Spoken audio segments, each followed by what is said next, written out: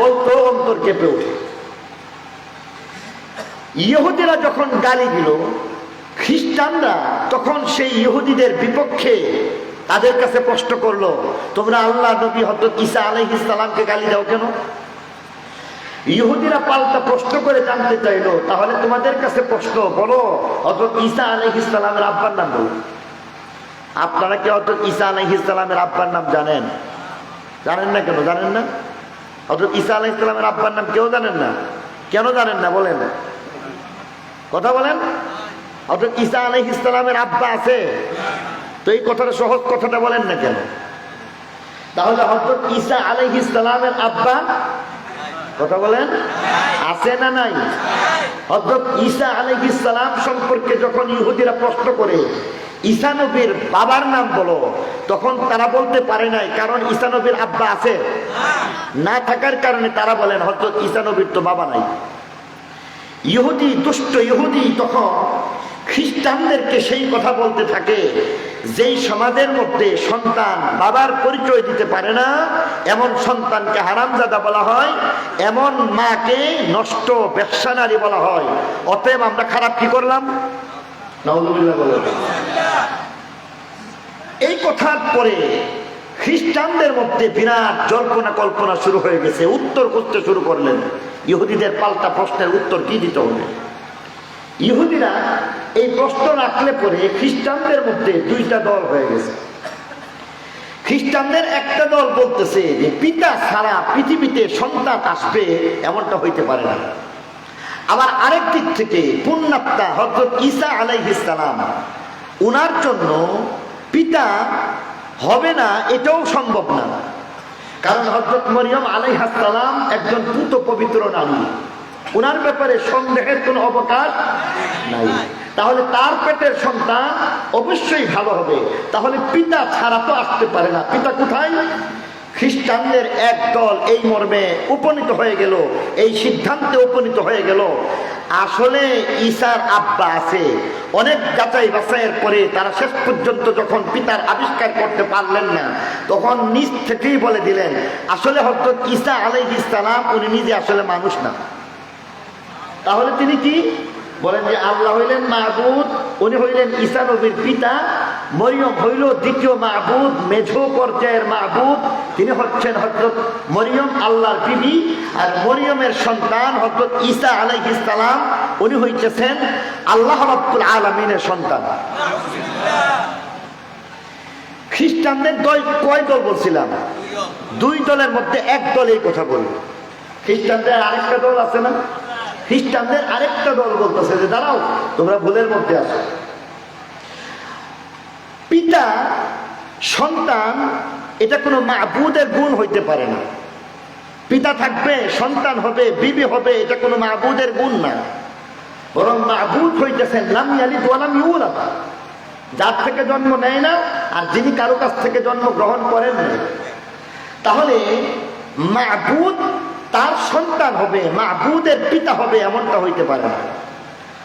এই কারণে আমরা চিন্তা করে দেখছি, আসলে হযরত ঈসা আলাইহিস সালাম মানুষ না এটা ঠিক, তবে একটু ব্যস্তম হলো এমন ভাবে মুটমাট মাবুদ আসলে তিনজনকে মানতে হবে।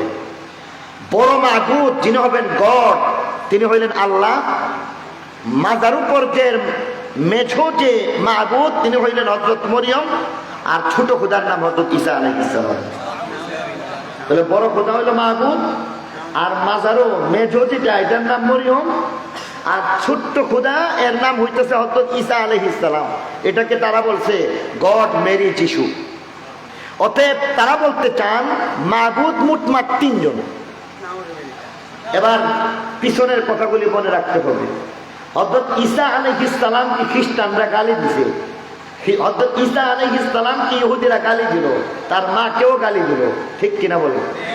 পক্ষান্তরে খ্রিস্টানদের দুই দল, এক দল বলতেছে আল্লাহ হইলেন পিতা, মরিয়ম হইলেন মাতা, আর হযরত ঈসা নবী তিনি হইতেছেন সন্তান। খ্রিস্টানদের আরেক দল বলতেছে মা বাবার কোনো সম্পর্ক নাই, বরং মুটমাট মাবুদ হইতেছে তিনজন, একজন বড় খোদা, একজন মেঝো খোদা, একজন ছোট খোদা।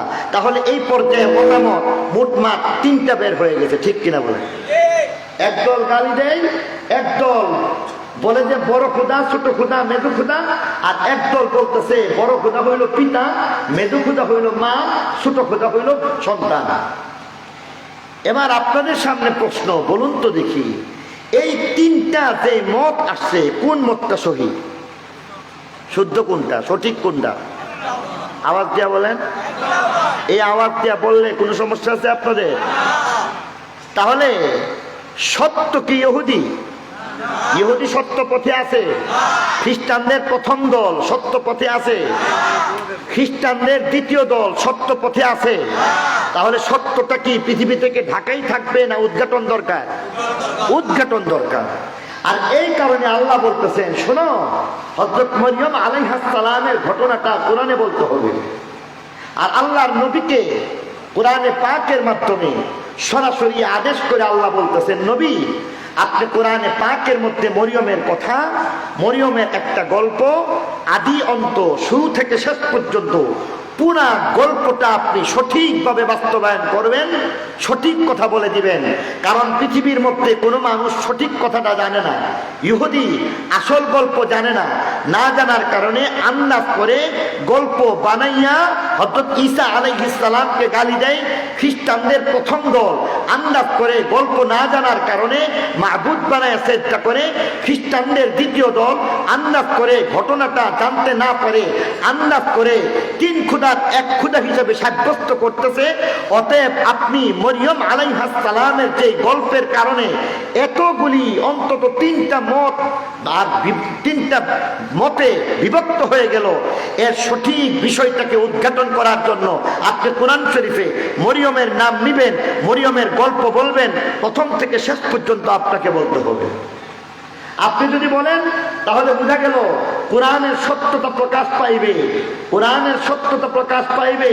পক্ষান্তরে ইহুদি ভ্রান্ত পরিষ্কার হয়ে যাবে, খ্রিস্টানের প্রথম দল ভ্রান্ত পরিষ্কার হয়ে যাইবে, খ্রিস্টানদের দ্বিতীয় দল ভ্রান্ত পরিষ্কার হয়ে যাবে। কারণ তাদের কাছে কোনো তথ্য উপাত্ত নাই। তৌরাত বলতে পারে না, ঈসা বলতে পারে, তৌরাত বলতে পারে না, ইনজিল বলতে পারে না। অতএব কোরআনের মাধ্যমে আপনি বলে দিয়েছেন, অতএব আপনি নবী সত্য, আপনার যে কোরআন এটা সত্য। এই বিষয়টা যেমন ঠিকভাবে মানুষ জানতে পারবে, পৃথিবীর মানুষ সত্য ঘটনাটাও জানতে পারবে। এই কারণে বলতেছেন সব কথা বলেন। ও মরিয়মের নাম, ও তার নামও বলেন। ও তার নাম যদি না বলে আলোচনা করি ও সমস্যা আছে। কারণ ইহুদিরা বলবে এখানে মধ্যে অন্য কোনো নারীর কথা বলেছে, খ্রিস্টানরা বলবে হয়তো অন্য কোনো নারীর কথা বলা হয়েছে। অতএব সঠিক দাগে কমায়, এমনকি আমাদের জমিনের মধ্যে যেমন ভাবে পর্চার মধ্যে CSPS আরওয়ার সহ সবকিছু বর্ণনা করতে হয়, আপনি ঠিক তেমনি ভাবে হযরত মরিয়মের নাম বলবেন, ঈসার নাম বলবেন, গল্পের শুরুটা বলবেন, শেষটা বলবেন। সবকিছু বলার মাধ্যমে কোরআন এবং ইসলামের সত্যতা প্রকাশ পাইবে। গল্পটা কি? হযরত ঈসা আলাইহিস সালাম, ওনার আম্মা হইলেন হযরত মরিয়ম আলাইহিস সালাম। হযরত মরিয়ম আলাইহিস সালামের আম্মা সন্তানকে, পেটের সন্তানের ব্যাপারে মান্যত মানলেন। মান্যত মানে না অনেক সময় দেখবেন বলতে থাকে যে আল্লাহ যদি আমার একটা ছেলে হয়, ছেলে দেয়, তাহলে এটাকে কোরআনের হাফেজ বানাইব। এমন মান্যত করে নাকি করে না? পেটের সন্তানের ব্যাপারে তিনি মান্যত করলেন যে আল্লাহ যদি আমার পেটের সন্তান, তুমি আমাকে একটা সন্তান দেও, সেই সন্তানটাকে আমি আল্লাহর রাস্তায় দিয়ে দিব। এই মান্যত মানছেন হযরত মরিয়ম আলাইহিস সালামের আম্মা।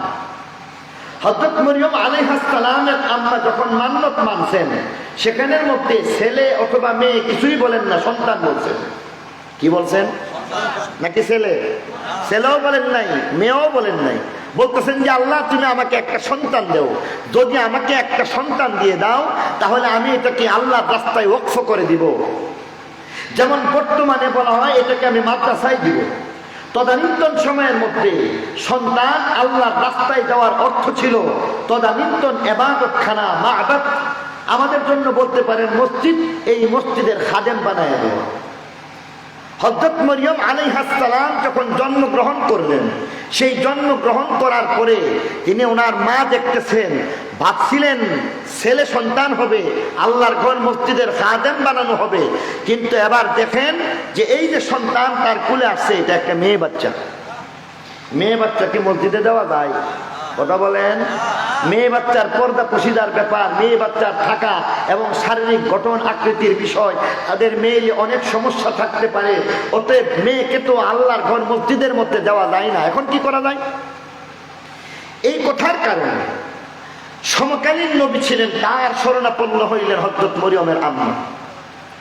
হযরত মরিয়ম আলাইহিস সালামের আম্মা যখন সমকালীন নবীর শরণাপন্ন হয়ে যান, তখন তার সামনে গিয়ে জিজ্ঞাসা করলেন, মাসআলা বলেন। আমি তো মান্নাত মানছি, সন্তান, পেটের সন্তানকে আল্লাহ রাস্তায় দিব, মানে মসজিদের খাদেম বানায় দিব।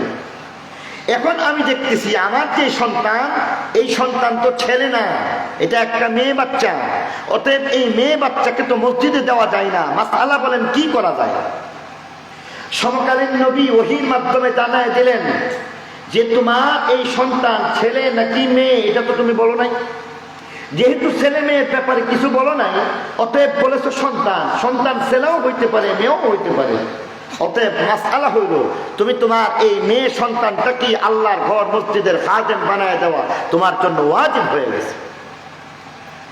হযরত মরিয়ম আলাইহিস সালামের আম্মা এই মাসআলা অনুযায়ী তদানীন্তন আল্লাহর ঘর মসজিদের মধ্যে হযরত জাকারিয়া আলাইহিস সালামের তত্ত্বাবধানে মসজিদের খাদেম বানায় দিয়েছেন।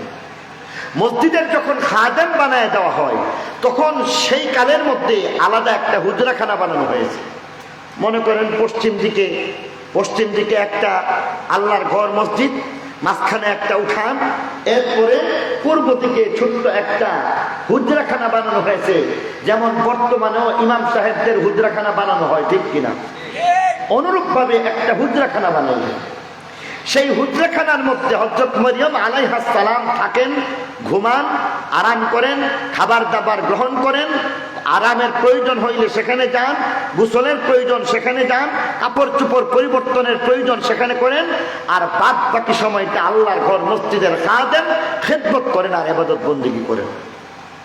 হযরত মরিয়ম আলাইহিস সালাম একবার করলেন কি, তিনি সেই খাস কামরার মধ্যে, পূর্ব পার্শ্বের যে কামরা আছে, সেই কামরার মধ্যে যখন একবার প্রবেশ করলেন, তখন সেখানের মধ্যে একটা আশ্চর্য রকম ঘটনা ঘটে গেল।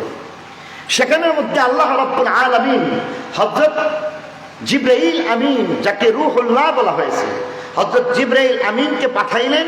তিনি মানবের আকৃতি ধারণ করে, সুশ্রী একটা সুন্দর যুবকের আকার ধারণ করে তিনি সেই কামরার মধ্যে চলে গেছেন। ঘটনার সূত্রপাত এখান থেকে। আর এখান থেকে একটা ঘটনার ভিত্তিতে, এই সূত্রপাতের ভিত্তিতে ইহুদির দল বাকি ঘটনা না জেনে আন্দাজ করে গালি দেয়। খ্রিস্টানের দল বাকি ঘটনা না জেনে দুই দল ভ্রান্ত পথের মধ্যে চলে। একদল বলে আল্লাহ সন্তান, একদল বলতেছে স্বয়ং আল্লাহ। অতএব ওই যে ঘটনাটা আছে, এটা আপনি কোরআনে বলেন। কে বলতেছেন? আমার আল্লাহ বলেন। কাকে বলতেছেন? নবীজিকে বলতেছেন। কোথায় বলতেছেন? এই সূরা মরিয়মের 16 নম্বর আয়াতের মধ্যে আল্লাহ বলছেন। এবার আসুন ঘটনাটা শুনি, বিস্তারিত ঘটনার মধ্যে আল্লাহ কি বলতে চান। আল্লাহ বলেন, ওয়াযকুর ফিল কিতাবি মারইয়াম ইয ইনতাবাযাত মিন আহলিহা মাকানান শারকিয়্যা। আল্লাহ বলেন, নবীজি আপনি কোরআন শরীফের মধ্যে মরিয়মের গল্পটা বলেন। ইদিন তাবাদাত মিন আহলিহা মাকানান শারকিয়্যা। যখন তিনি পূর্ব পার্শ্বের কামরার মধ্যে চলে গেলেন, তখন যে ঘটনাটা ঘটলো এটা বলেন। সেখানের মধ্যে হযরত মরিয়ম অবস্থানরত অবস্থায় ঘটনাটা কেমন ঘটলো, কেমন ভাবে হইল, হযরত মরিয়ম কি করলেন, জিবরাইল আমিন কি করলেন, পরবর্তী আয়াতের মধ্যে আমার আল্লাহ বলেন, ফাত্তাখাযাত মিন দুনিহিম হিজাবা। মরিয়ম মসজিদ থেকে পূর্ব পার্শ্বের কামরায় যখন গেলেন, কিভাবে গেলেন? ইত্তাখাযাত মিন দুনিহিম হিজাবা, পর্দা করে গেলেন, বেপর্দা যান নাই, সামান্য উঠান পাড়ি দিয়া নিজের কামরায় গেলেন, বেপর্দা হন নাই। ফাআরসালনা ইলাইহা রূহানা, হযরতে মরিয়ম যখন সেখানের মধ্যে প্রবেশ করলেন, আল্লাহ বলেন আমি সেখানের মধ্যে রূহুল আমিন জিবরাইল আমিনকে আমি পাঠাইলাম। জিবরাইল কিভাবে সেখানের মধ্যে গেলেন? ফাতামাসসালা লাহা বাশারান সাবিয়া, জিবরাইল আসল আকৃতিতে যান নাই, বরং সুন্দর সুশ্রী একজন যুবক আর মানুষের আকৃতি ধারণ করে প্রবেশ করেন। জিবরাইল আমিন যুবক বেশে হযরতে মরিয়মের কামরার ভিতরে চলে যান। মরিয়ম জিবরাইলকে চিনতে পারেন কিনা? চিনতে পারেননি। কারণ উনি কি বুঝতে পারছেন জিবরাইল? কারণ জিবরাইল আসল রূপে না যুবক? যুবকের আকৃতিতে ধারণ করলেন। অতএব পাক মরিয়ম দেখলেন যুবক, বুঝতেই পারলেন না তিনি একজন ফেরেশতা, জিবরাইল ফেরেশতা। অতএব যুবককে দেখে একজন সতী নারী মরিয়ম সঙ্গে সঙ্গে তিনি ভয় পায়া যান। মনে মনে চিন্তা করেন যুবকটা আসলে ভালো না, যদি ভালো হইতো আমার খাস কামরার মধ্যে বিনা অনুমতিতে কেন প্রবেশ করল? যদি ভালো একজন যুবক হইতো মসজিদের মধ্যেই আমার সঙ্গে কথাবার্তা বলতে পারতো, কিন্তু সেখানে কথাবার্তা না বলে আমার সামনে চলে আসছে। হয়তোবা তার মতলব ভালো না, তার উদ্দেশ্য ভালো না। সঙ্গে সঙ্গে তিনি যুবককে দেখে ভয় পায়া যান। হযরত মরিয়ম সঙ্গে সঙ্গে ভাবলেন ঝগড়া করে লাভ নাই, বিপত্তি আরো বাড়তে পারে, কৌশল অবলম্বন করতে হইবে। অতএব তিনি সাথে সাথে বলতে শুরু করলেন, কালাত ইন্নী আউযু বিররহমানি মিনকা ইন কুনতা তাকিয়া। হে যুবক, ভালো মানুষ হইলে তুমি আমার কাছে কেন আসলা? তুমি কেন মসজিদের মধ্যে দেখা করে চলে গেল না? বুঝতে পারছি তোমার মতলব ভালো না, তবে তোমাকে একটা কথা বলি, তোমার অন্তরের মধ্যে যদি সামান্যতম আল্লাহর ভয় থাকে, যদি মনে করো একদিন আল্লাহর সামনে হাজির হইবা, যদি মনে করো একদিন এই সুন্দর পৃথিবী ছেড়ে তোমাকে চলে যেতে হইবে, কবরস্থ হওয়া লাগবে, আল্লাহর সামনে জবাব দেওয়া লাগবে, তোমার ভিতরে সামান্যতম যদি ঈমান থাকে, তোমার ভিতরে যদি সামান্যতম আল্লাহর ভয় থাকে, তবে শোনো আমি তোমার কাছ থেকে একটা কথা বলি, আউযু বিররহমানি মিনকা, তোমার অনিষ্ট থেকে বাঁচার জন্য দয়াময় আল্লাহর আশ্রয় প্রার্থনা করলাম। ইন কুনতা তাকিয়া, যদি ন্যূনতম আল্লাহর ভয় থাকে তবে আল্লাহর দোহাই দিলাম শুনো। ফেরেশতা জিবরাইল আমিন বুঝতে পারেন সমস্যাটা কোন জায়গায়। জিবরাইল আমিন এবার বুঝতে পারলেন সমস্যাটা তো আসলে প্রথম থেকে হয়ে গেছে, আগে পরিচয় দেওয়া দরকার। পরিচয় দিলে কোনো বিপত্তি আর গন্ডগোল হয় না। আমি কেন পরিচয় দিলাম না? এবার বলতেছেন সঙ্গে সঙ্গে পরিচয় দিতে গিয়া পরের আয়াতে আমার আল্লাহ বলেন, জিবরাইল বলতেছে, ক্বালা আনা রাসূলু রাব্বিক, ক্বালা ইন্নামা আনা রাসূলু রাব্বিক। পরিচয় না দিয়ে আসার কারণে ভুল বুঝবা না। এখন আমি তোমাকে পরিচয় দিচ্ছি, শোনো, আমি হইলাম তোমার পরওয়ারদিগারের পক্ষ থেকে একজন ফেরেশতা জিবরাইল। এখন পরিচয় পাইছে তো, মোটামুটি শান্ত, তবে সাথে সাথে বলতেছে, জিবরাইল মানবের আকার ধারণ করেছো, গোপনে গোপনে আমার কামরায় কেন আসছো? এবার বলো, গোপনে গোপনে কেন আবার আমার কামরায় আসলো? মানবের আকৃতি ধারণ করে কেন আসলো? সঙ্গে সঙ্গে উত্তর দিয়া বলতেছেন, লিআহাবালাকে গোলামান জাকিয়া। জিবরাইল বলেন, তোমাকে পুত পবিত্র একজন নিষ্পাপ সন্তান দান করার জন্য হাজির হয়েছি। হযরত মরিয়ম বলেন, তুমি তো আরো একটা বিপদের কথা বললা। সন্তানের জন্য তো দুনিয়ার মধ্যে প্রসেস লাগে, পদ্ধতির মাধ্যমে সন্তান গ্রহণ করতে হয়। একটা বৈধ জায়েজ পদ্ধতি আর একটা অবৈধ হারাম পদ্ধতি। বৈধ পদ্ধতি হচ্ছে বিবাহ শাদী লাগবে, সন্তান আসবে। অবৈধ পদ্ধতি হচ্ছে হারাম কারের মধ্যে লিপ্ত হয়ে যাওয়া। অতএব কোনোটা সম্ভব না। বৈধ সন্তান হতে পারে না, অবৈধ সন্তান হইতে পারে না। কারণ কি? কোরআন বলতেছে, ক্বালাত আন্না ইয়াকুনু লি গুলাম, সন্তান আবার কেমন করে হইবে?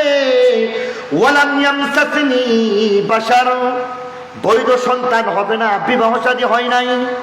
ওয়ালাম আকু বাগিয়া, অবৈধ সন্তানের চিন্তাও করা যাবে না, আমি কিন্তু দুষ্ট এবং নষ্ট নারী নই। এবার জিবরাইল আমিন উত্তর দিয়া বলতেছেন, অসুবিধা নাই, আল্লাহর জন্য সবকিছু সম্ভব। আল্লাহ বলতেছেন, কালা কাযালিকি, আল্লাহ বলছেন বৈধ আর অবৈধ চিন্তা করে লাভ নাই, বরং আমার আল্লাহ বলছেন কালা কাযালিকি, তোমার পরওয়ারদিগার বলছেন এমনি এমনিতেই তোমাকে সন্তান দিয়ে দিবে। এমনি এমনি সন্তান কেমনে হয়ে যায়? জিবরাইল আমিন এবার বলে দিতেছেন, কালা রাব্বুকি হুয়া আলাইয়া হাইয়্যিন। জিবরাইল আমিন বলতেছে, তোমার পরওয়ারদিগারের কথা শুনো, যেই পরওয়ারদিগার 7 আসমান বানাইলেন হুকুম করে, 7 জমিন বানাইলেন যেই আল্লাহ, আরশ কুরসি লৌহ কলম জান্নাত জাহান্নাম বানাইছেন, মাত্র একটা আদেশ করেছেন, কোন ফায়াকুন। তেরে লফজে কুন কা জওহর থা, তেরে শান জাল্লা জালালুহু, তোমার পরওয়ারদিগার বলেছেন মাত্র একটা আদেশের মাধ্যমে 7 আসমান জমিন গ্রহ তারা নক্ষত্র গ্যালাক্সি গ্যালাক্সি গুচ্ছ জান্নাত জাহান্নাম আরশ কুরসি লৌহ কলম বানাইতে পারি। সেই আল্লাহ বলতেছেন, কালা রাব্বুকি হুয়া আলাইয়া হাইয়্যিন, তোমার সেই পরওয়ারদিগার বলেছেন এমন একটা মাত্র সন্তান দেওয়া সহজ না, বরং অতি সহজ। আরো শুনো, ওয়ালিনাজআলাহু আয়াতান লিন-নাসি ওয়া রাহমাতাম মিন্না ওয়া কানা আমরাম মাকদিয়া, বলে দিয়েছেন তোমার পরওয়ারদিগার তোমার প্রতি দয়া করে দয়া পরবশত সন্তান দিবেন। দ্বিতীয় কারণ, আল্লাহর কুদরত প্রকাশ করার জন্য সন্তান দিবেন। প্রথম কারণ তোমার প্রতি দয়া করা, দ্বিতীয় কারণ আল্লাহর কুদরত প্রদর্শন করানো হইবে। অতএব তুমি জেনে রাখো, আল্লাহর ফায়সালা হয়ে গেছে, ওয়া কানা আমরাম মাকদিয়া, ফায়সালা হয়ে গেছে। সন্তান চাইলেও তোমার আল্লাহ তোমাকে দিবেন, না চাইলেও আল্লাহ দিবেন, ফিরাইবার ক্ষমতা কারো নাই। এবার সন্তান আল্লাহ দিতে পারেন, পিতা ছাড়া সন্তান দিতে পারেন নাকি পারেন না? বেপেদার ফরজন্দ পয়দা ও কুনাদ, বেপেদার ফরজন্দ পয়দা ও কুনাদ, তিফলেরা দর মাহদ গোয়া ও কুনাদ। আল্লাহ বলেন সন্তান দিয়ে দিমু, ফায়সালা হয়ে গেছে, চাইলেও পাইবা, না চাইলেও পাইবা। হযরত মরিয়ম আলাইহিস সালাম এবার অবাক, কিছু বুঝতে পারতেছেন না, কি কর্তব্য বিমূঢ় হয়ে রয়েছেন। কেমন যেন দিক বিদিক ছুটাছুটি করতে শুরু করলেন, কথাবার্তা যেন মিলতেছে না। কেমন কথা বললো রে, কেমন করে সম্ভব রে? কিন্তু সাথে সাথে মনে করলেন আল্লাহর কুদরতের সামনে তো সবকিছু সহজ। অতএব আল্লাহ যদি সন্তান দেয়, সেখানের মধ্যে মখলুকের কোনো ক্ষমতা নাই। দৃঢ় বিশ্বাস নিয়ে চুপ করে রইলেন, কিং কর্তব্য বিমূঢ় হয়ে গেলেন, নির্বাক হয়ে গেলেন, নিস্তব্ধ হয়ে গেলেন, চুপচাপ থাকলেন। পিনপতন নীরবতা, হঠাৎ পিনপতন নীরবতার মধ্যে নীরবতা ভঙ্গ করলেন হযরত জিবরাইল আমিন। জিবরাইল আমিন ডাক দিয়া বলতেছেন, এই নাও প্রসেস শুরু হয়ে গেছে, রব্বে কায়নাতের পক্ষ থেকে তোমাকে একটা খেজুর দান করা হইল, খেজুরটা খাবে, খাওয়ার পরে অপেক্ষা করো, আল্লাহর কুদরত তোমার সামনে হাজির হচ্ছে। হযরত জিবরাইল আমিন হাতের মধ্যে খেজুর ধরায় দিলেন। মরিয়ম আলাইহিস সালাম সঙ্গে সঙ্গে আবার খেজুরটা খাইলেন। পুত পবিত্র একটা খেজুর, পুত পবিত্র হযরত মরিয়ম এমন ভাবে খেজুর খান, খেজুর খাওয়ার সঙ্গে সঙ্গে তিনটা কুদরত প্রকাশ হয়ে গেছে। প্রথম ধাপে তিনটা কুদরত, দ্বিতীয় ধাপে আরো অনেকগুলো কুদরত প্রকাশ পাইছে। একের পর এক একের পর এক একের পর এক কুদরত প্রকাশ পাইতেছে।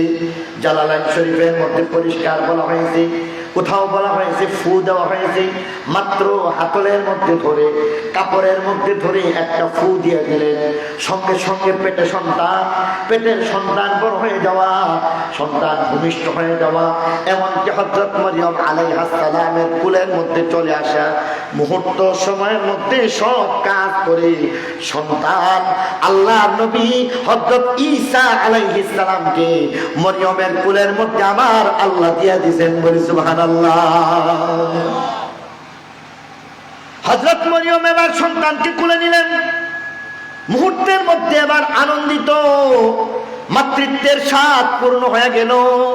এতদিন পরে আমার একটা সন্তান, আহারে আমার এই সন্তানটা কত সুন্দর, মায়াবী তার চেহারা, যেই চেহারার দিকে তাকাইলে পরে মায়া লাগে, যেখানের মধ্যে তাকে দেখতে সুন্দর লাগে। কল্পনার রাজ্যে হারিয়ে গেলেন। আর মাত্র 2টা বছর, 3টা বছর, আর মাত্র 4টা বছর, 5টা বছর, মাত্র 4 বছরের ব্যবধানের মধ্যে, 3 বছরের ব্যবধানের মধ্যে আমার সেই ছোট্ট বেবি, আমার বাচ্চাটা সারা বাড়ির মধ্যে ছুটাছুটি করবে। কখনো আমি তার সাথে রাগ করব, কখনো আমি তার সাথে মমতার মহামালা করব, কখনো মায়া দেখাইব, কখনো আদর করব, কখনো রাগ আর গুসা করে খাইয়ে দিব, কখনো আমি নিজে খাবো না। আমার মুখের মধ্যে আমার সন্তান হইয়া আদর মাখা কণ্ঠে, ভাঙ্গা ভাঙ্গা কণ্ঠে বলবে, আম্মু খেয়ে নাও, খেয়ে নাও। আমি তার সাথে এমন করে আনন্দের জীবন পার করব। হযরতে মরিয়ম ভাবছেন আর ভাবছেন, তিনি আবার মনে হয় দুনিয়ার মধ্যে নাই, ভাবতেছেন জান্নাতের মধ্যে যেন ঘোরাফেরা করছেন। হঠাৎ চিন্তার মধ্যে কেমন যেন বাধা হয়ে দাঁড়াইল, মাথার মধ্যে ঢুকলো সন্তান কোথায়, সদর থেকে আসলো, কেমন করে আসলো।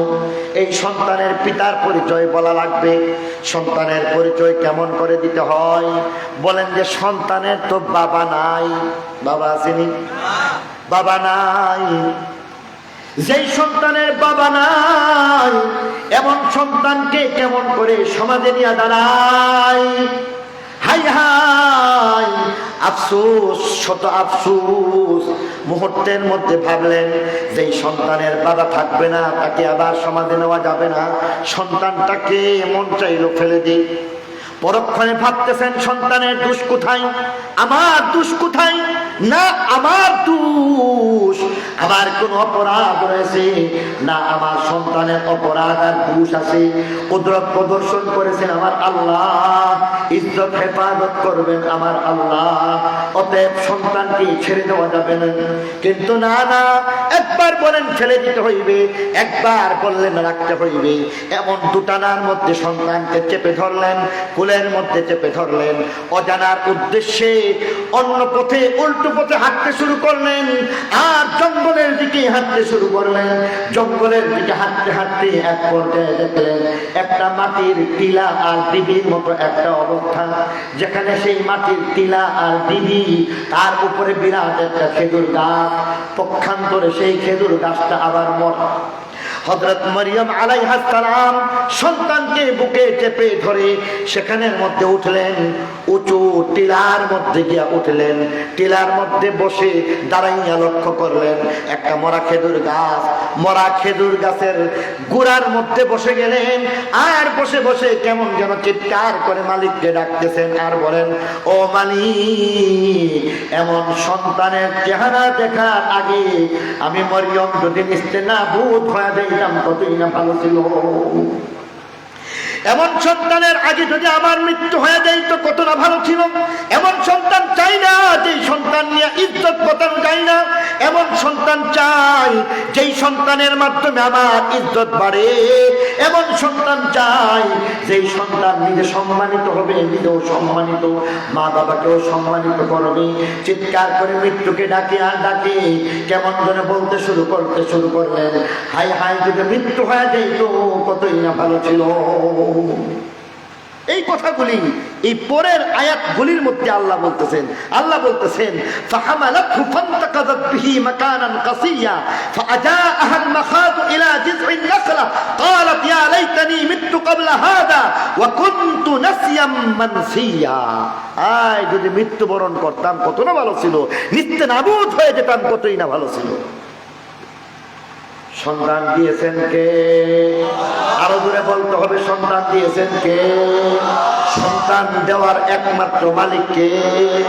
ইজ্জতের মালিক কে? জিল্লতের মালিক কে? হায়াতের মালিক কে? মৌতের মালিক কে? অতএব আল্লাহ সন্তান দিয়েছেন, আল্লাহ নিজেই ইজ্জত হেফাজত করবেন, ঠিক কিনা? এবার বলতেছেন আল্লাহ ইজ্জত হেফাজত করেন। ধরে নেন উঁচু স্টেজ, এটাই ধরে নিতে পারেন এমন উঁচু একটা মাটির টিলা, তার উপরে মরা খেজুর গাছের মধ্যে হেলান দিয়া বসছে। দেখে দেখে বলতেছেন ইয়া লাইতানি মিততু ক্বাবলা হাদা ওয়া কুনতু নাসিয়াম মানসিয়া। ইয়া লাইতানি মিততু ক্বাবলা হাদা ওয়া কুনতু নাসিয়াম মানসিয়া। হাই আফসোস, যদি মরে যেতাম ভালো ছিল। হাই আফসোস, কতই না ভালো ছিল এমন সন্তানের চেহারা যদি না দেখতাম। হাই আফসোস, মৃত্যুর পরে কোনো একজন মানুষ যদি মরিয়মের পরিচয় না পায় তো কতই না ভালো ছিল। আল্লাহ এবার কুদরত প্রকাশ করতেছেন। নিচের মাটি এবার মরিয়মের সাথে কথা বলে সান্ত্বনা দেয়। সুবহানাল্লাহ। সকালে নাস্তার পরে মাটি আবার কথা বলতেছে, মরিয়মকে সান্ত্বনা দিচ্ছে। মাটি কথা বলতে পারে? কথা বলে কেমনে পারে? আল্লাহর হুকুম হইলে পারে, ঠিক কিনা বলেন? তা না হলে মাটি কি কথা বলতে পারে? আল্লাহর হুকুম ছাড়া কেউ কথা বলতে পারে না। আল্লাহর কুদরত প্রকাশ পায় মাটির মধ্যে। মহান আল্লাহর পক্ষ থেকে আদেশ হয়ে যায়, মাটি মরিয়মকে তুমি সান্ত্বনা দিয়ে দাও। এবার মাটি নিচ থেকে তাকে সান্ত্বনা দিতেছে। মরিয়মকে ডাক দিয়া বলে ফানাদাহা মিন তাহতিহা আল্লা তাহজানি। মরিয়মকে ডাক দিয়া বলে হে মরিয়ম, নাদাহা মিন তাহতিহা আল্লা তাহজানি, এই তোমার পেরেশান হওয়ার কারণ কি? তুমি সাবধান, পেরেশান হইবা না। মরিয়ম ডানে তাকান, বামে তাকান, সামনে তাকান, পিছনে তাকান। কে রে? গাছের উপরে কেউ কথা বলছে কিনা? না না। কোথায় কে কথা বলেন রে? এবার লক্ষ্য করে দেখলেন মাটি। তাফসীরের কিতাবের মধ্যে বলা হয়েছে একটা মত জিবরাইল আমিন মাটির মধ্যে মিশে থাকেন আর এমন ভাবে মিশে মিশে তাকে সান্ত্বনা দেন। বর্ণনা মতে আরেকটা বর্ণনা যেখানের মধ্যে মাটিকে আল্লাহ কথা বলার ক্ষমতা দিয়া দেন। يومئذ تحدث أخبارها بأن ربك أوحى لها। জমিন কে আমার আল্লাহ হুকুম করলে কথা বলতে পারে। মাটি এবার ডাক দিয়া বলেন মা দাহা মিন তাহতিহা আল্লাহ তাহজানি, ও মরিয়ম তুমি পেরেশান হইবা না। অবাক হয়ে লক্ষ্য করলেন, দেখেন কে যেন বলতেছে। দেখেন মাটির ভিতর থেকে আওয়াজ, না দাহা মিন তাহতিহা আল্লাহ তাহজানি, পেরেশান হইবা না। কারণ কি? দেখো মাটিতে কুদরত লাগছে। কেমন কুদরত? মাটি হইয়া পৃথিবীতে কোনোদিন কথা বলে না। আজকে মাটির মধ্যে আল্লাহর হুকুম এমন ভাবে চলে আসছে। তোমাকে সান্ত্বনা দেওয়ার জন্য আমাকে আমার আল্লাহ হুকুম করেছেন, তোমাকে বলে দেওয়ার কথা বলছেন। পেরেশান হইবা না, যেই আল্লাহ সন্তান দিয়েছেন সেই আল্লাহ একমাত্র ইজ্জত হেফাজতকারী। পেরেশান হইও না। তাহলে পেরেশান না হয়ে করবো কি? তাকায় দেখো নিচে মরুভূমির পাহাড়, যেখানে পাথর আর পাথর, বালু আর বালু। قد جعل ربك تحتك سريا। তাকায় দেখো আল্লাহর দ্বিতীয় কুদরত। এখানের মধ্যে কেমন করে পাথর ফেটে গেল আর তার ভিতর থেকে কলকল করে পানি ঝরতেছে, ঝর্ণা প্রবাহিত হয়ে গেছে। মরিয়ম তাকায় দেখে যেখানে পানির অস্তিত্ব থাকে না, যেখানের মধ্যে পাথর আর পাথর, যেখানের মধ্যে বালু আর বালু, হঠাৎ লক্ষ্য করে দেখলেন জমজমের পানির মতো নিচ থেকে এমন করে পানি উঠতে শুরু করেছে, সুমিষ্ট পানি। আল্লাহ ডাক দিয়া বলতেছেন, মাটি আবার ডাক দিয়া বলতেছেন, কাদ জাআলা রাব্বুকা তাহতাকা সারিয়া, দেখো দেখো ঝর্ণা যে আল্লাহ দিয়েছেন সেই আল্লাহ তোমার ইজ্জতের ব্যবস্থা, হেফাজতের ব্যবস্থা করবেন। অতএব ভয় পায় না, পেরেশান হয় না, আরো দেখো, আরো অপেক্ষা করো, কুদরত আরো আছে। আরো একটা কুদরত কেমন বলেন? যে তাকে দেখো, কোথায় তুমি বসে রয়েছো? বলেন যে মরা খেজুর গাছ। মাটি আবার বলতেছে খেজুর গাছের মধ্যে আল্লাহর কুদরত দেখো। খেজুর গাছের মধ্যে আল্লাহর কুদরত কেমন করে হবে? বলেন যে আগে তুমি তার গাছের মধ্যে ধরো, ঢালের মধ্যে ধরো, নাড়া দাও, নাড়াচাড়া করলে দেখবা আরো একটা কুদরত প্রকাশ পাইছি। হযরত মরিয়ম দাঁড়াইলেন, দাঁড়ায় আবার মরা খেজুর গাছের মধ্যে ধরলেন, গাছের ঢালের মধ্যে ধরলেন, আস্তে করে নাড়া দিলেন। আল্লাহর কুদরত, সঙ্গে সঙ্গে মরা খেজুর গাছ জিন্দা হয়ে যায়, কাঁচা কাঁচা পাতা গজায় গেছে। মুহূর্তের মধ্যে লক্ষ্য করলে দেখলেন পাতাগুলি কাঁচা কাঁচা এবং সুজলা সুফলা, শস্য শ্যামলা হয়ে গেল, সুন্দর গাছ হয়ে গেল। মুহূর্তের মধ্যে ফুল চলে আসলো, মুহূর্তের মধ্যে ফল, মুহূর্তের মধ্যে ফলগুলি বড় হইতে শুরু করলো, মুহূর্তের মধ্যে ফল বড় হইয়া পাকা পাকা খেজুর, খেজুরের কাদি কাদি কাদি খেজুর হযরতে মরিয়মের মুখের সামনে দুলতেছে। বলি সুবহানাল্লাহ। কুরআন ঘোষণা দিয়ে বলতেছেন, ওয়াহুজ্জি ইলাইকি বিজিযইন নাখলা তুসাকিত আলাইকি রুতাবান জানিয়া। দেখো দেখো কত চমৎকার, আমার আল্লাহ তোমার জন্য সেখানের মধ্যে খেজুরের ব্যবস্থা করে দিয়েছেন। কিন্তু তাতেও তিনি শান্ত হতে পারেন না। বলেন যে মানুষকে কি বলবো, জবাব কি দিব? বলে দিতেছেন মানুষের চিন্তা তোমাকে করতে হইবে না, তুমি বরং এখানেই থাকো, 3 দিন পর্যন্ত থাকো, বাড়িতে যাওয়ার দরকার নাই, রোজা রাখো, প্রয়োজন মতো পানি পান করো, প্রয়োজন মতো খেজুর খাও, সেহরির জন্য এমন ভাবে পানি খাবে, খেজুর খাইবে, আর ইফতারের জন্য পানি খাবে, খেজুর খাইবে। যদি তাতেও তোমার সমস্যা মনে করো, তাতেও যদি মনে করো অস্থির, মনটা আনচান করতেছে, তাহলে দেখবা কলিজার টুকরার চেহারার দিকে একটু তাকাইবা, সন্তানের চেহারা তাকাইবা, সঙ্গে সঙ্গে দেখবা মহান আল্লাহ তোমার সকল পেরেশানিকে দূর করে দিতেছে। এবার তিনি থাকলেন, 3 দিন পর্যন্ত থাকার কথা বলা হইল, 3 দিন পর্যন্ত রোজার আমল দেওয়া হইল, 3 দিন পর্যন্ত এবার কর্মশালা। বলে দিচ্ছেন অসুবিধা নাই, মাটি তাকে সান্ত্বনা দেয়, কথাবার্তা বলে। মরিয়ম একা না, সাথে সাথেই মাটি কথা বলে, অস্থির হয়ে গেলে সান্ত্বনা দেয়, পেরেশান হয়ে গেলে কেমন যেন আদর সোহাগে ভরিয়ে দিচ্ছি। এমন অবস্থার মধ্যে 3 দিন পার হয়ে যায়। 3 দিন যখন পার হয়ে যায়, 3 দিন পরে আল্লাহর পক্ষ থেকে আদেশ হয়ে গেল, যাও যাও রোজা রাখবা, রোজা মুখে তুমি তোমার বাড়িতে যাইবা, সন্তানকে নিয়ে সেখানের মধ্যে যাইবা, সাবধান সাবধান, রোজা ছাড়া সেখানের মধ্যে যাইবা না। এবার 3 দিন পর্যন্ত কি করলেন? কোরআন বলতেছে, ফাকুলি ওয়াশরাবি ওয়াকাররি আইনা ফাইম্মা তারাইন্না মিনাল বাশারি আহাদা ফাকুলি ইন্নী নাযারতু লিররহমানি সাওমান ফালান উকাল্লিমাল ইয়াওমা ইনসিয়া। 3 দিন পরে রোজা রেখে বাড়িতে যাইবা, মানুষ প্রশ্ন করলে কথা বলবা না। এই জমানায় কথা বললে রোজা ভাঙ্গে না, সেই জমানায় কথা বললে রোজা ভেঙে যায়। তাহলে এবার রোজা রাখবা, রোজা রেখে সেই জমানায় কথা বলা যায়নি, যদি কথা বলে রোজা থাকবে?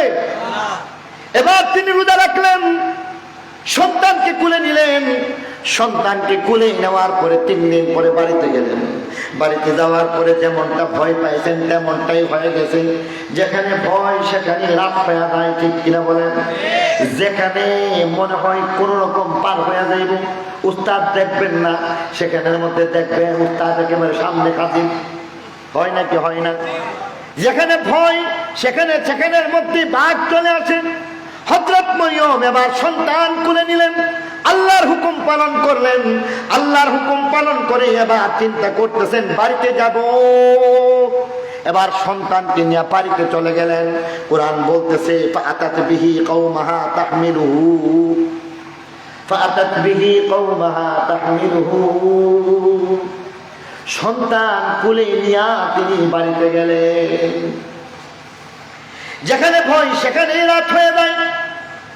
সঙ্গে সঙ্গে লোকেরা জড়ায় ধরলো, ঘেরাও দিয়া ধরলো আর বললো ক্বালু ইয়া মারইয়াম লাকাদ জিইতি শাইআন ফারিয়া। হায় হায় রে, সাংঘাতিক খারাপ কাজ করছো। লাকাদ জিইতি শাইআন ফারিয়া, মারাত্মক খারাপ কাজ করেছো, কঠিন একটা খারাপ কাজ করেছো। কঠিন খারাপ কাজ কি করলাম? সন্তান তোমার কেমনে আসলো? বলে সন্তান আসলে সমস্যা কি? বলে যে সন্তান আসলে সমস্যা নাই, তবে সন্তানের বাবা থাকলে বলো, আর বাবা যদি না থাকে এটাই খারাপ কাজ। লাকাদ জিইতি শাইআন ফারিয়া। এ মরিয়ম, খারাপ কাজ তুমি কেমন করে করলো? তুমি কেমন করে খারাপ কাজ করো? তুমি তো একজন মসজিদের খাদেম, হুজুর মহিলা, তুমি মসজিদের খাদেম হইয়া এমন কাজ কেমনে করো না? শুধু তাই নয়, আরো বললেন ইয়া উখতা হারুন, হারুন নবীর বোন, এত বড় নবীর বোন হইয়া এত নিকৃষ্ট কাজ তুমি কেমনে করো? হাই হাই, তুমি নবীর বোন হইয়া এমন কাজটা কেমন করলা? শুধু তাই নয়, তোমার মাও ভালো ছিল, বাবাও ভালো ছিল। মা খারাপ ছিল না, বাবা খারাপ ছিল না। মা কেমন ছিল, বাবা কেমন ছিল?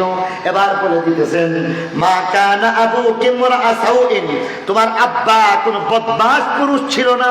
ওয়া মা কানাত উম্মুকি বাগিয়া, তোমার আম্মা কিন্তু কোন দুষ্ট নষ্ট বেশ্যা নারী ছিল না। তাহলে এত ভালো মানুষের সন্তান হইয়া, এত ভালো মানুষ তোমার মা, এত ভালো মানুষ তোমার ভাই যিনি কিনা একজন নবী, এত ভালো মানুষ তুমি নিজে, তুমি একজন মসজিদের খাদেম, তুমি একজন মসজিদের হুজুর মহিলা, এত ভালো মানুষ হওয়ার পরে এত খারাপ কাজ কেমনে করলা? লাকাদ জিইতি শাইআন ফারিয়া। মরিয়ম কথা বলতে পারেনি। কেন পারে না? রোজা, কথা বললে রোজা ভাঙ্গা যায়, চোখ দিয়া গড় গড় করে পানি পড়ে, ফোটা ফোটা পানি পড়ে, মুখটা টানার মতো। কথা বলতে পারে না, কথা বলতে পারে না, রোজা ভাঙ্গা যায়। ঠিক কর্তব্য বিমূর, কি করবে? দিশেহারা হযরত মরিয়ম বুদ্ধিহান, হত বুদ্ধি হয়ে গেছে। কথা আর কাজ কেন মিলতেছে না? কি জবাব দিবে খুঁজে পাচ্ছে না। অনেকটা নির্বাক, অনেকটা নিস্তব্ধ, কিন্তু এবার চোখের পানি দিয়ে যখন টপ টপ করে পানি পড়তেছে, আল্লাহর আরশের মধ্যে, রহমতের আরশের মধ্যে এমন দয়া মায়ার রহমতের সাগরের মধ্যে জুস চলে আসতেছে। আর এক পর্যায়ে আমার আল্লাহ বলতেছে অসুবিধা নাই, সামান্য একটা বুদ্ধি তার মাথায় দিয়ে দিলেন। বলেন যে কথা বললে রোজা ভাঙ্গে, ইশারা করতে সমস্যা কি? কথা বললে তো রোজা ভাঙ্গে, ইশারা করলে সমস্যা আছে? সঙ্গে সঙ্গে তিনি ঘুরে দাঁড়ালেন আর মনে মনে চিন্তা করলেন ইশারা তো করা যায়। সবাই বলে বাবার নাম বলো, সবাই বলে সন্তান কার বলো, সবাই বলে সন্তান কেমন করে আসছে বলো। এবার তিনি কথা বলেন না। লাকাদ নাযারতু লিররহমানি সাওমান ফালান উকাল্লিমাল ইয়াওমা ইনসিয়া, আমি তো রোজা রাখছি, কথা বলবো না। কথা কেন বলবা না? কথা বললে রোজা ভেঙে যায়। এবার গালাগালি শুরু হয়ে যায়, সবাই পেরেশান। এত খারাপ মহিলা আমরা তো আগে জানতাম না। এবার বলতেছে ঈসা এটাও দুষ্ট, তার মাও দুষ্ট, নাউজুবিল্লাহ। আল্লাহ এবার বলতেছেন অসুবিধা নাই, ইশারা করে দেখে দাও। এবার তিনি ইশারা করলেন। বলা হয় ভাঙ্গা পা খাদে পড়ে যায়, যেখানে বিপদ সেখানে এলোমেলো হয়ে যায়। ভালো কথা বলতে গিয়া পেছ লাগাই দেয়, ঠিক কিনা বলেন? এবার তিনি ইশারায় বলবেন, কিন্তু ইশারা করতেছেন উল্টো ইশারা। এবার তিনি ইশারায় বুঝানোর দরকার এই সন্তানের ব্যাপারে কথা ইশারার মাধ্যমে বলবে, কিন্তু এটা ইনি বলতে পারলেন না, কেমন যেন উল্টো কথা বললেন। আর সন্তানের দিকে চেহারা দেখাইয়া এবার ইঙ্গিত করে বলতেছেন ফাআশারাত ইলাইহি, সন্তানের দিকে দেখো। সন্তানের দিকে দেখবো মানে সন্তানের কথা তো বলা হচ্ছে, তুমি উত্তর দিবা, আর তুমি কিনা সন্তানকে বলতেছো। এতক্ষণে তো আসলেই মনে মনে ঢুকতেছে, বলে কি আসলেই তো এই কাজ, এই সন্তানের দিকে ইশারা করবো কেন? কিন্তু না না, ফাআশারাত ইলাইহি, ইশারা করে বললেন, সন্তানকে দেখায় দিলেন। এবার আল্লাহর রহমত শুরু হয়ে গেছে। আল্লাহ বলে, ইশারা যেহেতু করছো, বাকিটা আমার কাজ, বন্দার কাজ বন্দা করবে, আল্লাহর ওয়াদা আল্লাহ পুরো করবে। এবার তিনি ইশারা করলেন রব্বে কায়নাত, এবার বলে দিতেছেন, শুনো, তোমার বাপ তোমার দিকে যেহেতু ইশারা করেই ফেললো, তাহলে আর তুমি চুপ থাকতে পারো না, তুমি সবার সামনে কিছু বলো। জগতের মানুষ যা কিছু বলবে অসুবিধা নাই, কিন্তু এবার দেখতেছে মানুষ ছাড়ে না, মানুষ বলে না না, ক্বালু কাইফা নুকাল্লিমু মান কানা ফিল মাহদি সাবিয়্যা, যেই বাচ্চার দিকে ইশারা করছো সেই বাচ্চার সাথে কেমনে কথা বলবো? 3 দিনের বাচ্চা, 3 দিনের বাচ্চার সাথে কথা বললে সেই বাচ্চা কথা বুঝে না, আমরাও বুঝি না, অতএব তুমি ইশারা কেমন করে করলা? আল্লাহ এবার ডাক দেয়া বলেন, তুমি বলো, জগৎবাসীকে বুঝাই দিতে হইবে আল্লাহর হুকুম হইবে। 3 দিনের বাচ্চা কথা বলবে, আল্লাহর হুকুম হইবে না। 30 বছরের যুবক কথা বলবে না। এবার তুমি বলো, কি বলতে হবে বলো, বলে দাও। হযরত ঈসা আলাইহিস সালাম সঙ্গে সঙ্গে কিছু কথা বললেন, পরিচয় তুলে ধরলেন। ক্বালা ইন্নী আব্দুল্লাহ, 1 নম্বরেই বলে দিলেন ইন্নী আব্দুল্লাহ। ঈসা নবী বললেন, শুনো, আমি হইলাম আল্লাহর বান্দা। খ্রিস্টানদেরকে আঙ্গুল দিয়ে বলে দিলেন, দেখায় দিলেন, আল্লাহর সন্তান বলবা না আমাকে, আল্লাহর সন্তান বললে আমি অপমান বোধ করি, আমাকে বলতে হইবে আল্লাহর বান্দা। অতএব তিনি নিজেই বলে দিলেন ইন্নী আব্দুল্লাহ, আমি আল্লাহর বান্দা। অতএব সাবধান খ্রিস্টান, 3 খোদার আমাকে 1 খোদা বানাইবা না, 3 খোদার মধ্যে হইতে আমাকে আল্লাহর সন্তান বানাইবা না, বরং আমি হইলাম ইন্নী আব্দুল্লাহ, আমি আল্লাহর বান্দা। আতানিয়াল কিতাবা ওয়া জাআলানি নাবিয়্যা, আমাকে আল্লাহ ইনজিল কিতাব দিয়া একজন নবী আর রাসূল বানায় দিয়েছে। এরপরে আবার ইহুদিদেরকে নসিহত করতেছেন, ইহুদিদেরকে আবার দ্বিতীয় পর্যায়ে বলতেছেন, ওয়া জাআলানি মুবারাকান আইনা মা কুনতু, ও ইহুদির দল, আমাকে গালি দিও না। ওয়াজালানি মুবারাকান আইনামা কুনতু, আমাকে আমার আল্লাহ বরকতের বানায় দিয়েছেন, গালি দিও না। ওয়া আওসানি বিসসালাতি ওয়াজ যাকাতি মা দুমতু হাইয়া, আর আমাকে নামাজ আর যাকাত আল্লাহর রাস্তায় দান খায়রাতের ওসিয়ত করেছেন, নেক কাজ করার কথা বলেছেন। বলতে পারো তোমরা, তাহলে তোমার বাবা কোথায়? বলেন যে বাবার দরকার নাই, আমাকে আমার আল্লাহ জানায় দিতেছেন, আমাকে বলে দিয়েছেন ওয়া বাররাম বিওয়ালিদাতি, আমি যেন আমি আমার মায়ের সাথে সৎ ব্যবহার করি। উম্মতের বাবা আর মা আছে, ঠিক কিনা বলেন? উম্মতের বাবা মা আছে না নাই? উম্মতের বাবাও আছে, মাও আছে। কোরআনের মধ্যে বাবা মা 2 জনের কথা বলছেন। ওয়া কাদা রাব্বুকা আল্লা তা'বুদু ইল্লা ইয়্যা ওয়া বিল ওয়ালিদাইনি ইহসানা, পিতামাতা 2 জনের খেদমত করবে উম্মত, কারণ উম্মতের বাবা আছে, মা আছে, মা আছে, বাবা আছে। অর্থাৎ উম্মতের বাবা মা 2 জন আছে না নাই? প্রত্যেক উম্মতের বাবাও আছে, মাও আছে। আর এই কারণে বলতেছেন ওয়া বিল ওয়ালিদাইনি, পিতার প্রতি সৎ ব্যবহার করো, মায়ের প্রতি সৎ ব্যবহার করো। পক্ষান্তরে হযরত ঈসা আলাইহিস সালামের মা তো অবশ্যই আছে, বাবা আসেনি, অতএব বাবার কথা বলেন নাই। আর এই কারণে বলে দিয়েছেন ওয়া বাররাম বিওয়ালিদাতি, আমাকে আমার আল্লাহ আদেশ করেছেন আমি যেন আমার মায়ের সাথে সদ্ব্যবহার করি। বাবার কথা বললেন না কেন? ইহুদি দল জান্না রাখো, আল্লাহ আমাকে পিতা ছাড়া পৃথিবীর মধ্যে পাঠাইয়া আল্লাহর কুদরত প্রদর্শন করেছেন, অতএব আমার বাবা নাই, বাবার খেদমতের কথা নাই, আছে আমার মা, মায়ের খেদমতের কথা বলতে গিয়ে আমার আল্লাহ বলে দিয়েছেন ওয়া বাররাম বিওয়ালিদাতি ওয়া লাম ইয়াজআলনি জাব্বারান শাকিয়া। মেরে মুহতারাম দোস্ত বুজুর্গ, অনেক লম্বা আলোচনা আপনারা ইতিমধ্যেই লক্ষ্য করেছেন। আমি একেবারে ঘেমে গেছি, কারণ রাত অনেক হয়ে গেছে। আর এই কারণে আপনাদের ধৈর্যচ্যুতি হবে এমন কাজ করা যাবে না। এই কারণে ভাবছি 1 ঘন্টার ভিতরে কথাটা শেষ করতে হবে। আলহামদুলিল্লাহ মোটামুটি 1 ঘন্টার মধ্যে আলোচনা শেষ করা হয়েছে। যতদূর বলা হয়েছে এইভাবে আদি অন্ত ইহুদি বলতে পারে, কথা বলেন, মরিয়মের যে ঘটনা প্রথম থেকে শেষ পর্যন্ত ইহুদি কোনোদিন বলতে পারে, তাওরাত কিতাব কোনোদিন বলতে পারে। আদি অন্ত হযরত ঈসা আলাইহিস সালামের ঘটনাটা খ্রিস্টান বর্তমানেও 2টা দল আছে, প্রথম দল দ্বিতীয় দল। কেউ কি এই 2টা দলের কেউ কোনো খ্রিস্টান এই কথা বলতে পারে? তাদের ইনজিল কিতাবের মধ্যে সবিস্তারে হযরত মরিয়মের গল্পটা কি কেউ বলতে পারে? অবশ্যই বলতে পারে না। তাহলে এটা বলল কে? একমাত্র কোরআন। অতএব কোরআন একমাত্র সত্য গ্রন্থ। কোরআন পরিপূর্ণ এক মহান শরীয়ত সম্মত পরিপূর্ণ দ্বীন কোরআনের মধ্যেই পাওয়া যায়। অতএব এই কোরআন সত্য, কোরআনের নবী সত্য, পক্ষান্তরে ইসলাম উদার নীতিতে বিশ্বাস করে, এটাও সত্য।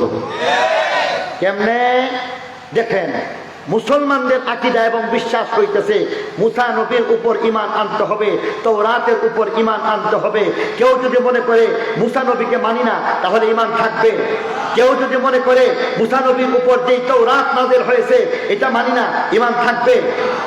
কেউ যদি মনে করে ঈসা নবীকে মানি না, ঈমান থাকবে। তাওরাতের ইনজিল কিতাব মানি না, তাহলে তার কোনো ঈমান থাকবে? তাহলে দেখুন মুসলমান কত উদার নীতিতে বিশ্বাস করে। মুসলমান ইহুদিদের নবীকেও মানে, মুসলমান ইহুদিদের তাওরাত কিতাবকেও মানে, মুসলমান খ্রিস্টানদের নবী ঈসাকেও মানে, খ্রিস্টানদের নবীর উপর নাযিলকৃত যে ইনজিল কিতাব আছে এটাকেও মানে। এরপরে পক্ষান্তরে ইহুদি বলেন, খ্রিস্টান বলেন, তাদের তাওরাত কিতাব তারাই মানে না, তাদের জবুর কিতাব তারাই মানে না। কারণ তাওরাত কিতাবের মধ্যে আমার নবীর কথা বলা হয়েছে, আমার নবীর কথা বলা হয়েছে, কোরআনের কথা বলা হয়েছে। ইনজিল কিতাবের মধ্যে আমার নবীর কথা বলা হয়েছে, আমার নবীর কোরআনের কথা বলা হয়েছে। তারপরও তারা সেই সংকীর্ণতা থেকে বেরিয়ে আসতে পারে নাই।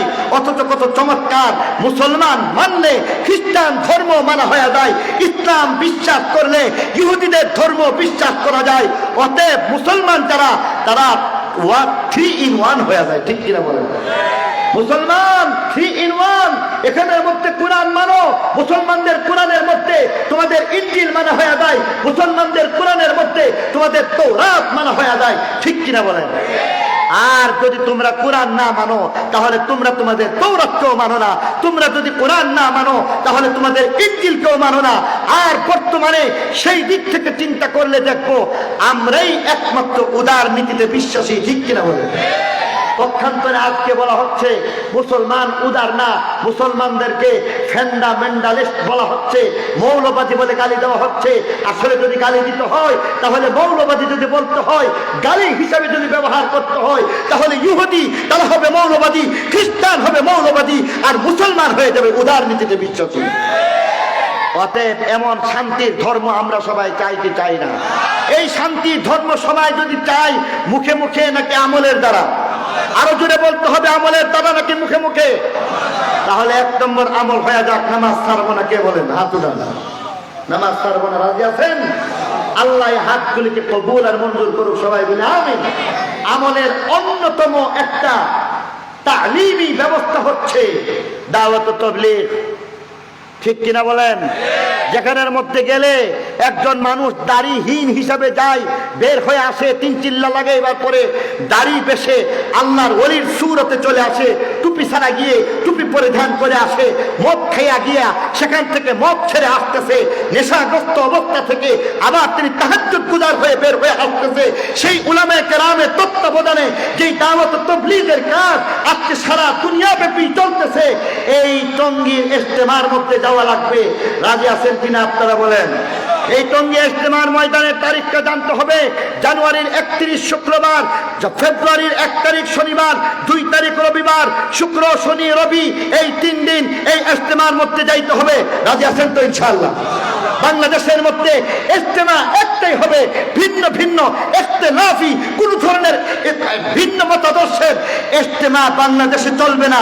উলামায়ে কেরামের তত্ত্বাবধানে একমাত্র শুরাই নিজামের মধ্যে, আলমী শুরাই নিজামের ভিত্তিতে এই ইজতেমার ময়দানের মধ্যে আমরা সবাই যাইব। রাজি আছেন ইনশাআল্লাহ? যা কিছু বললাম সব কয়টা কথার উপর আমাকে আপনাকে সকলকে আমলের তৌফিক দান করুন। আগামীকালকের মাহফিলে আসবেন নাকি আসবেন না? সবাই রাজি আছেন ইনশাআল্লাহ? মুখতাসার একটু দোয়া করে ফেলেন। আল্লাহুম্মা আমিন। রব্বানা যালামনা আনফুসানা ওয়া ইল্লাম তাগফির লানা ওয়া তারহামনা লানাকুনান্না মিনাল খাসিরিন। রব্বানা আতিনা ফিদ দুনিয়া হাসানাহ وفي الآخرة حسنة وقنا عذاب النار رب ارحمهما كما ربياني صغيرا رب ارحمهما كما ربياني صغيرا আয় আল্লাহ পাক পরওয়ারদিগার আলম, গভীর রাত পর্যন্ত কোরআনের কথা বলা হয়েছে, হাদিসের কথা বলা হয়েছে। মওলানা কারীম টোটা ফুটা ভাবে যা কিছু বলা হয়েছে আল্লাহ, তার মধ্যে যদি কোনো ভুল ত্রুটি হইয়া থাকে দয়া করে নিজ গুণে ক্ষমা করে দাও। মওলানা কারীম আমরা সমুদ্র পাড়াবাসীর উদ্যোগে আয়োজিত 2 দিন ব্যাপী তাফসীরুল কোরআন মাহফিলকে কবুল করে নাও। মওলানা কারীম আগামীকালকের মাহফিলকে কবুল মঞ্জুর করে নাও। যা কিছু বললাম, যা কিছু শুনলাম, সব কয়টা কথার উপর মেহেরবানি করে আমলের তৌফিক দিয়ে দাও। মওলানা কারীম আমরা নামাজ ছাড়বো না, মর্মে ওয়াদা করলাম। আল্লাহ জীবন যতদিন থাকবে হুঁশ থাকা অবস্থায় জানিয়া বুঝিয়া নামাজ ছাড়িব না, এই ওয়াদার মধ্যে আমাদেরকে অটল থাকার তৌফিক দান করো। আনেওয়ালা ইজতিমাকে কবুল আর মঞ্জুর ফরমাও। অভাবগ্রস্তের অভাব দূর করে দাও, ঋণগ্রস্তের ঋণ পরিশোধ করে দাও, বিপদগ্রস্তদেরকে বিপদ থেকে উদ্ধার করো আল্লাহ। মওলানা কারীম মেহেরবানি করে আল্লাহ আমাদের এই সমুদ্র পাড়া মাদ্রাসাকে কবুল আর মঞ্জুর করে নাও আল্লাহ। দেশের এই প্রাচীনতম প্রতিষ্ঠানকে কবুল আর মঞ্জুর করে নাও। ছাত্র, শিক্ষক, মুহিব্বিন, মুতাআল্লিমিন সকলকে কবুল মঞ্জুর করে নাও। আজকে যারা কিছু বললেন, যারা কিছু শুনলেন, যারা আয়োজন করলেন, তাদের সকলের শ্রমকে কবুল আর মঞ্জুর করে নাও। এই মজলিসের পক্ষ থেকে অসংখ্য অগণিত দরুদ এবং সালামের হাদিয়া নবীদের পাক রওজার মধ্যে পৌঁছায় দাও।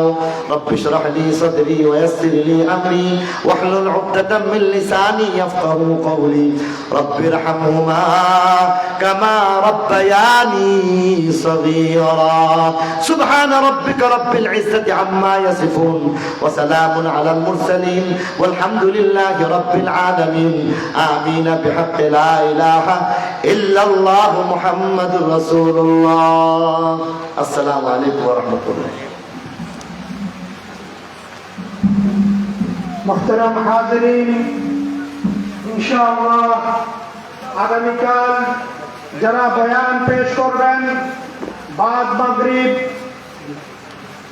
মৌলানা সৈয়দ আলম আরমানি সাহেব, বাদশাহ মৌলানা আব্দুল্লাহ আল মারুফ, মৌলানা মুফতি মিজানুর রহমান বুখারী সিলেট, বর্তমান সরকারের ধর্ম উপদেষ্টা আল্লামা ডক্টর আসামা খালিদ হোসেন সাহেব ও আল্লামা শাহ আনোয়ার হোসেন নওগাঁ, সবার প্রতি উদাত্ত আহ্বান রইল। ইনশাআল্লাহ আমরা যথা সময়ে মাহফিলে উপস্থিত হয়ে যাব। আল্লাহ তাআলা সবাইকে তৌফিক দান করুক। আমরা স্বেচ্ছাসেবক ভাইরা যারা আছেন তারা মেহেরবানি করে একটু স্টেজের কাছে এসে গেলে ভালো হয়। আমরা স্টেজের কাছে চলে আসি।